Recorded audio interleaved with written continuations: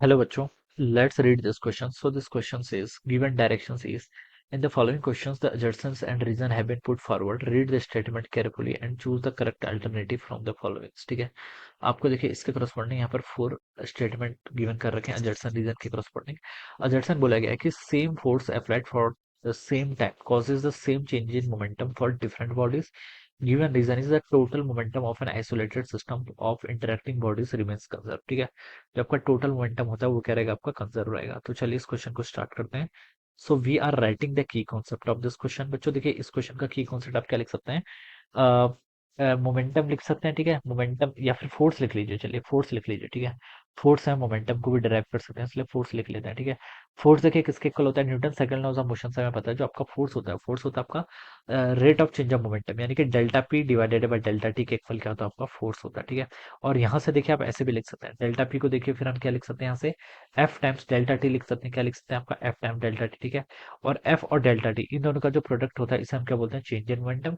और change in momentum को हम क्या बोलते हैं, इम्पल्स भी बोला जाता है। क्या बोला जाता है, इम्पल्स। ठीक है, तो यहाँ से हम इसको यहाँ पर से ऐसे लिख सकते हैं। ठीक है, अब बच्चों देखिए अजर्सन पे आइए। अजर्सन पर क्या लिखा हुआ है, same force applied for the same time causes the same change in momentum. ठीक है, अब देखिए बच्चों सेम फोर्स यानी कि एफ की वैल्यू कांस्टेंट है। ठीक है, फॉर द सेम टाइम यानी कि सेम टाइम इंटरवल यानी कि डेल्टा टी भी कांस्टेंट है। ठीक है, same force applied for the same time interval can cause the same change in momentum. और डेल्टा पी क्या आपका चेंज इन मोमेंटम, ये भी सेम रहेगा। ठीक है, फॉर डिफरेंट बॉडीज। तो बच्चों ये स्टेटमेंट आपका बिल्कुल करेक्ट है। ठीक है, अगर आपका फोर्स भी सेम है और डेल्टा टी टाइम इंटरवल भी सेम है, जितने टाइम के लिए आपने फोर्स अप्लाई किया है, तो जो चेंज इन मोमेंटम जो उसका इफेक्ट होगा वो भी करेगा आपका सेम ही रहेगा। ठीक है, तो ये स्टेटमेंट आपका बिल्कुल करेक्ट है। तो ये ऑप्शन अजर्सन तो बिल्कुल राइट है। ठीक है, तो रीजन पे देखिए क्या बोला है, the total momentum of an isolated system of interacting bodies remains conserve. ठीक है, total momentum of isolated system, system isolated है यानी कि नेट फोर्स आपका जीरो होगा।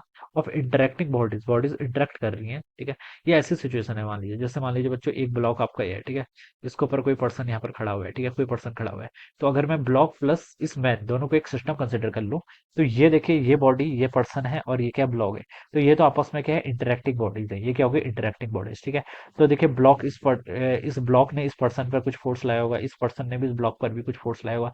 लेकिन वो सारे फोर्सेस कैसे काउंट काउंट होंगे, इंटरनल फोर्स, क्योंकि ये दोनों को हमने क्या कर रखा है, सिस्टम का पार्ट कंसिडर कर रखा है। अगर मैं मैन को अलग बोल देता कि खाली मैन मेरा सिस्टम है, तब इस पर एक्सटर्नल फोर्स लगते हैं। कौन लगाता है, ब्लॉक लगाता है।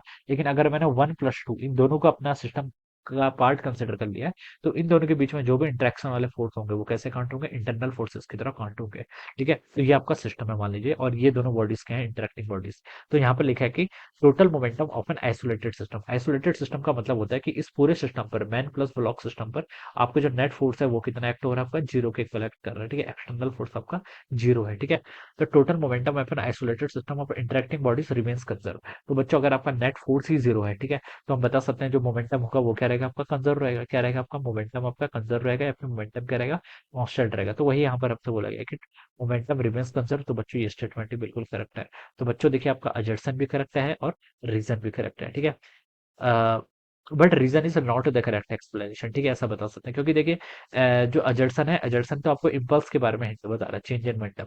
और नीचे वाला स्टेटमेंट है देखिए आपको खाली ये बता रहा है कि मोमेंटम आपका कब कंजर्व रहता है। ठीक है, तो उस चीज से कोई इसका रिलेशन नहीं है। तो बच्चों अजर्सन भी करेक्ट है, रीजन भी करेक्ट है, बट रीजन करेक्ट एक्सप्लेनेशन नहीं है किसका, अजर्सन का।